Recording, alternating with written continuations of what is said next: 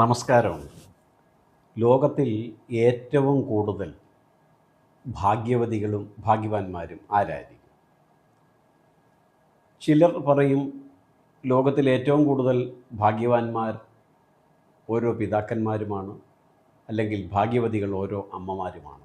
കാരണം സ്നേഹത്താലും പരിചരണത്താലും സംരക്ഷണത്താലും കണ്ണിലെ കൃഷ്ണമണി പോലെ തൻ്റെ അച്ഛനെയും അമ്മയും പരിപാലിക്കുന്ന സന്തതികളാൽ ധന്യരായവർ.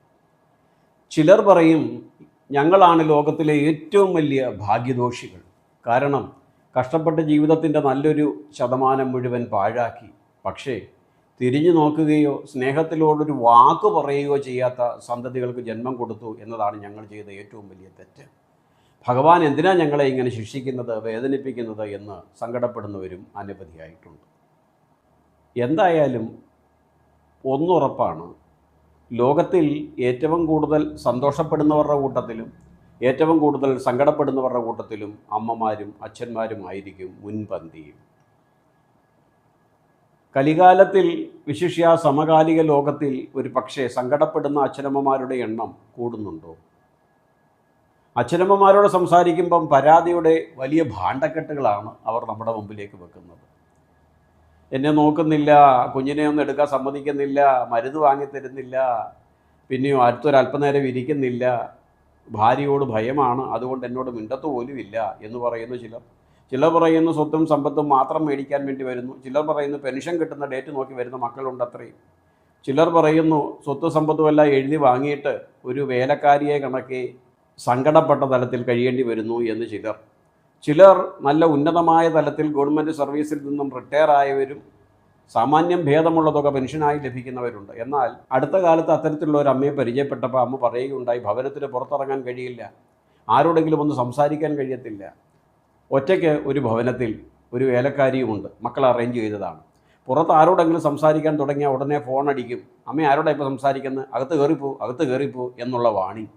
അഥവാ പുറത്തേക്കെങ്ങാനും ഒന്ന് പോകാൻ തുടങ്ങിയാൽ എന്തിനാ പുറത്ത് പോകുന്നത്, ഗേറ്റടച്ചകത്തിരിക്കൂ എന്ന ശാസനം. ചുരുക്കത്തിൽ താൻ തന്നെ ജന്മം കൊടുത്ത സന്തതികളാകുന്ന അഭിനവ പോലീസുകാരാൽ സ്വാതന്ത്ര്യം നഷ്ടപ്പെട്ട് ഭവനങ്ങളിൽ തന്നെ കഴിഞ്ഞുകൂടേണ്ടി വരുന്ന ഒരു പറ്റം അമ്മമാരും ഒരു പറ്റം പിതാക്കന്മാരും. ചില അമ്മമാരുടെയും അച്ഛന്മാരുടെയും ഭാഗത്ത് തെറ്റുകുറ്റങ്ങൾ ഉണ്ടാകും. പുത്രൻ്റെയും പുത്രിയുടെയും സാഹചര്യവും സന്ദർഭവും ഒന്നും അറിയാതെ പിടിവാശിയോടുകൂടി പ്രവർത്തിക്കുന്ന അനേകം അച്ഛനമ്മമാരുണ്ട്, യാഥാർത്ഥ്യം തന്നെയാണ്. എന്നാൽ അവരുടെ ആയ കാലത്ത് അവർ പെടാപ്പാട് പെട്ടതും കഷ്ടപ്പെട്ടതും ബുദ്ധിമുട്ടിയതുമെല്ലാം അവർക്കൊരു ഐശ്വര്യം വരണം, അവർക്കൊരു ഗുണം നേടണം എന്ന ചിന്തയോടുകൂടി ആയിരുന്നില്ല.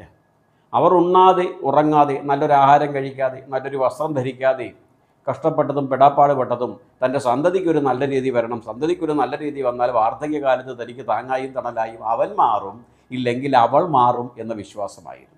അതിനുവേണ്ടി ചിലർ കൈക്കൂലി വാങ്ങുന്നു. കൈക്കൂലി കേസ് പിടിച്ച ഒരു കക്ഷിയോട് ചോദിച്ചപ്പോൾ മകളുടെ കോളേജ് വിദ്യാഭ്യാസത്തിന് വേണ്ടി ധാരാളം തുക കണ്ടെത്തേണ്ടിയിരുന്നു, അതിനു വേണ്ടിയിട്ടാണ് കൈക്കൂലി വാങ്ങിയെന്ന ഒരാൾ വിദ്വാൻ ന്യായം പറഞ്ഞത്.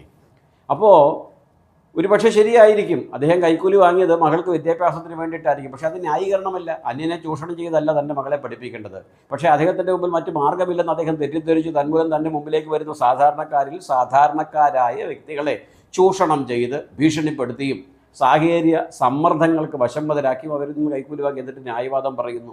ചുരുക്കത്തിൽ നമ്മൾ പറഞ്ഞു വന്നത്, മോഷ്ടിക്കാൻ പോകുന്നതും കക്കാൻ പോകുന്നതും എല്ലാം സന്തതികൾക്ക് വേണ്ടിയിട്ടാണ് എന്നത് തന്നെയാണ് ഓരോ മാതാവും പിതാവും പറയുന്നത്. ഒരു പക്ഷേ അത് ശരിയോ ആയിരുന്നിരിക്കാം. കാരണം കട്ടാലും മോട്ടിച്ചാലും കൈക്കൂലി വാങ്ങിയാലും മറ്റുള്ളവരെ പിടിച്ചു പറിച്ചാലും കുടുംബത്തിലുള്ള അംഗങ്ങളെപ്പോലെ അതിൽ ഒരു ഭാഗം മാത്രമേ ആ ഗൃഹനാഥനും അല്ലെങ്കിൽ ഗൃഹനാഥയും കഴിക്കുന്നുള്ളൂ.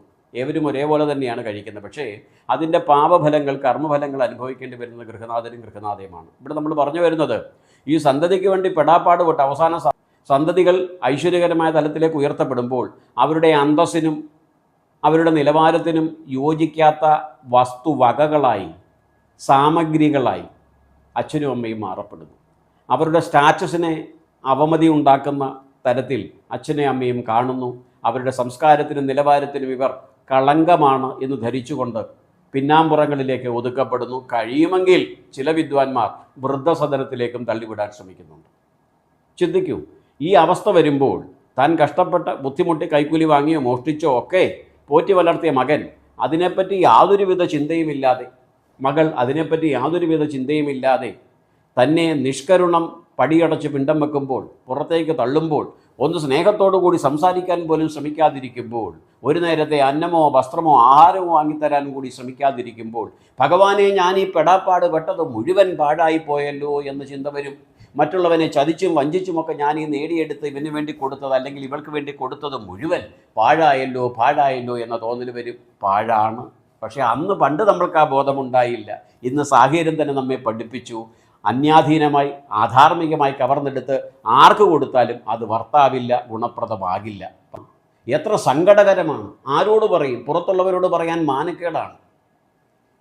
അകത്തുള്ളവരോട് ആരോട് സംസാരിക്കുവാൻ കഴിയില്ല. കാരണം പരുഷമായ മുഖഭാവത്തോടും ശത്രുരീതിയിലുള്ള സമീപനത്തോടും കഴിയുമ്പോൾ ആരോട് പറയാൻ? പുറത്തേക്കിറങ്ങി ആലോകരോട് പറയാമെന്ന് വിചാരിച്ചാൽ അപമാനമാണ്, തനിക്ക് തന്നെ മാനക്കേടാണ്. അവർ തന്നെ ചോദിക്കും, താൻ തന്നെ വളർത്തിക്കൊണ്ടുവന്നതല്ലയോടോ, അല്ലെ നീ തന്നെ വളർത്തിക്കൊണ്ടുവന്നതല്ലേടി, അനുഭവിച്ചോളൂ എന്ന് പറയുമ്പോൾ മാനക്കേട്. അതിനേക്കാൾ നല്ലത് പറയാതിരിക്കുക. ചുരുക്കത്തിൽ മാലോകരുടെ മുമ്പിൽ ചിരിക്കുകയും സ്വന്തം ഭവനത്തിൻ്റെ 4 ചുവരുകൾക്കുള്ളിലിരുന്ന് നെടുവീർപ്പിടുകയും പുറത്ത് ആരോടും ഇതൊന്നും ഷെയർ ചെയ്യാൻ കഴിയാതെയും സങ്കടപ്പെടുന്ന അനേകം അമ്മമാരും അച്ഛന്മാരും ഈ വിശ്വപ്രകൃതിയിലുണ്ട്, നമ്മുടെ ചുറ്റുപാടുണ്ട്. അവർ ഈ തലത്തിലേക്ക് എത്തുന്നതിന് കാരണം വരുംവരായിക അറിയാതെ അമിതമായ വിശ്വാസത്തിൻ്റെ പുറത്ത് താൻ ഈ കഷ്ടപ്പെടുന്നതും ചതിച്ചും വഞ്ചിച്ചും നേടി ഏതൊരു വ്യക്തിക്ക് വേണ്ടി കൊടുക്കുന്നുവോ ആ വ്യക്തി തന്നെ സംരക്ഷിക്കും, ദീർഘകാലം എന്നെ പരിപാലിക്കുമെന്ന തെറ്റിദ്ധാരണയാണ്. പലപ്പോഴും നമ്മൾ പ്രതീക്ഷിക്കുകയാണ്. ആഗ്രഹങ്ങൾ മായയാണ്, മിഥ്യയാണ്. ആഗ്രഹങ്ങൾ സാധിച്ചാൽ മഹാഭാഗ്യം. പക്ഷേ എല്ലാ ആഗ്രഹങ്ങളും എപ്പോഴും സാധിക്കണമെന്നില്ല. ചില സമയത്ത് സ്വപ്നേപി ചിന്തിക്കാത്ത ആഗ്രഹങ്ങളും സാഫല്യത്തിലേക്കെത്താം. ഈ തലം കൃത്യമായി തന്നെ നമ്മെ ബോധ്യപ്പെടുത്തുന്ന രാമായണത്തിലെ അത്യുത്തമമായ ഒരു കഥാപാത്രമാണ്, വാൽമീകി സൃഷ്ടിയാണ് കൈകേയി. ഏവർക്കും പ്രിയങ്കരിയായിരുന്നവൾ, സമസ്ത അയോധ്യ നിവാസികളുടെയും ഹൃദയത്തിൽ ആദരപൂർവ്വം പ്രതിഷ്ഠ നേടിയവൾ, ഒറ്റ നിമിഷം കൊണ്ട് മുഴുവൻ പ്രതിയുടെ രൂപത്തിലേക്ക് എത്തുന്നു, ശത്രുഭാവത്തിലേക്ക് മാറുന്നു. സ്വന്തം സന്തതി തന്നെ പരുഷമായി ആ അമ്മയെ ക്രൂശിക്കുന്നു, പരുഷ വാക്കുകൾ പറയുന്നു. ഒടുക്കം എന്തു പറഞ്ഞു? മാതാവായ ഒറ്റ കാരണത്താൽ ഞാൻ കൊല്ലാതെ വിടുന്നു എന്ന് പറഞ്ഞു. അവിടെയും പുത്രധർമ്മം കൃത്യമായി തന്നെ ഭരതൻ പരിപാലിക്കുന്നു. ആധുനിക സമൂഹത്തിൽ ചിലർ അതുപോലുമില്ല. പെൻഷൻ കാശ് കൊണ്ടുവന്ന് അമ്മ തനിക്ക് മദ്യപിക്കുവാനോ അല്ലെങ്കിൽ മയക്കുമരുന്ന് വാങ്ങാനോ കാശ് തരാത്തതിൻ്റെ പുറത്ത് അമ്മയെ കൊന്ന ചില സന്തതികളുടെ വാർത്ത അടുത്ത കാലത്ത് പല ദൃശ്യമാധ്യമങ്ങളിലും വരികയുണ്ടായി. അപ്പോൾ തൻ്റെ സ്വാർത്ഥതയ്ക്ക് വേണ്ടി, ആഗ്രഹ നിവൃത്തിക്ക് വേണ്ടി മാതാവ് തയ്യാറാവുന്നില്ലെങ്കിൽ അമ്മയെടുത്ത എഫർട്ട് എത്രയാണ്, അമ്മ കഷ്ടപ്പെട്ട കഷ്ടപ്പാട് എത്രയാണ്, അതിനെപ്പറ്റി ചിന്തിക്കുന്നു പോലുമില്ല.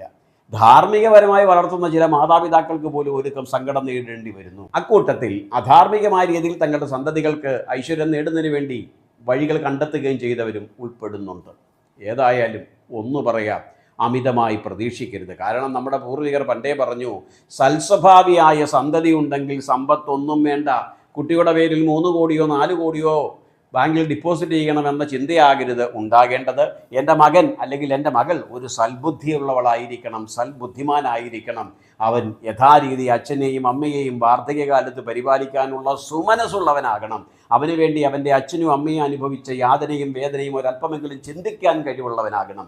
അങ്ങനെയുള്ള സന്തതിയാണ് ലഭിക്കേണ്ടത്. മറിച്ച് മറ്റുള്ളവർ കൂടി അർഹതപ്പെട്ടത് കവർന്നെടുത്ത് സ്വന്തം പുത്രൻ ഐശ്വര്യത്തിലേക്ക് എത്തിക്കാമെന്നും ആ ഐശ്വര്യം എത്തുന്ന പുത്രൻ തന്നെ പരിപാലിക്കുമെന്നും ചിന്തിക്കുന്നെങ്കിൽ നമ്മുടെ ധാരണയൊക്കെ 8 നിലയിൽ പൊട്ടുന്ന സമയം അതിവിദൂരമല്ല എന്ന് കൈകേയിയിലൂടെയും ഭരതനിലൂടെയും രാമായണം കൃത്യമായി തന്നെ തുടക്കത്തിൽ തന്നെ നമ്മെ ഓർമ്മപ്പെടുത്തുന്നു. തൻ്റെ മകന് വേണ്ടി ദശരഥ മഹാരാജാവിനെ ഭീഷണിപ്പെടുത്തി അധാർമികമായ രീതിയിൽ രാമൻ അർഹതപ്പെട്ട സിംഹാസനവും പിന്നെയോ ഒരിക്കലും പ്രവർത്തിക്കാൻ പാടില്ലാത്ത വനവാസവും വിധിച്ച കൈകേയിക്ക് കാലം കൊടുത്ത ശിക്ഷയാണത്. അല്ലെങ്കിൽ നമ്മൾക്കുള്ള മാതൃകയാണ്. ചതിച്ചും വഞ്ചിച്ചും സ്വന്തം സന്തതികൾക്ക് വേണ്ടി സ്വരുക്കൂട്ടുന്നതെല്ലാം പാഴായിരിക്കാം, പാഴായി പോകാം. അതിനാൽ തന്നെ ഏത് പ്രവൃത്തി ചെയ്യുമ്പോഴും ചിന്തയുണ്ടാകണം. പിന്നെയോ സന്തതി വാർദ്ധക്യകാലത്ത് എന്നെ സംരക്ഷിക്കും, എന്നെ പരിപാലിക്കും എന്നുള്ള ആ ആഗ്രഹം അല്പം അകലത്തിൽ വെക്കുന്നതായിരിക്കും നല്ലത്. കാരണം പ്രതീക്ഷിച്ച് നടക്കാതെ പോയാൽ അതിഭീകരമായ സങ്കടത്തിലേക്ക് നമ്മൾ എത്തപ്പെടും. നമ്മുടെ പ്രതീക്ഷകൾ മുഴുവനും തകർന്നു തരിപ്പണമാകും. മറിച്ച് തുടക്കം മുതലേ വാർദ്ധക്യകാലത്ത് എൻ്റെ കാര്യത്തിന് ഞാൻ തന്നെ കാണും, ആരെയും പ്രതീക്ഷിക്കില്ല. എന്നാൽ കഴിയാവുന്ന രീതിയിൽ സന്തതികൾക്ക് കൊടുക്കേണ്ടതായിട്ടുള്ള ധാർമ്മികമായ എല്ലാ പിന്തുണകളും സംരക്ഷണങ്ങളും കൊടുക്കുകയും ചെയ്യും. എന്നാൽ ഒന്നും ഞാൻ പ്രതീക്ഷിക്കുവാൻ പാടില്ല. ലഭിച്ചാൽ സുഹൃതം, ലഭിച്ചില്ലെങ്കിൽ ഈശ്വര നിശ്ചയം എന്ന ചിന്തയോടുകൂടി പ്രവർത്തിക്കണം. അതല്ലാതെ അന്ധമായി സന്തതി സ്നേഹം മാത്രം പ്രകടിപ്പിച്ചുകൊണ്ട് സന്തതികളുടെ ഉന്നതിക്ക് വേണ്ടി മാത്രം ചതികളും വഞ്ചനകളും ചെയ്യുവാൻ തുടങ്ങിയാൽ ഏവരാലും വെറുക്കപ്പെടുകയും അവസാനം ഏകാന്തതയുടെ നടുത്തളത്തിലേക്ക് വലിച്ചെറിയപ്പെടുകയും ചെയ്യും. ആ അവസ്ഥ ഒരു വ്യക്തിത്വങ്ങൾക്കും ഒരു മാതാവിനും ഒരു പിതാവിനും സംഭവിക്കാതിരിക്കട്ടെ.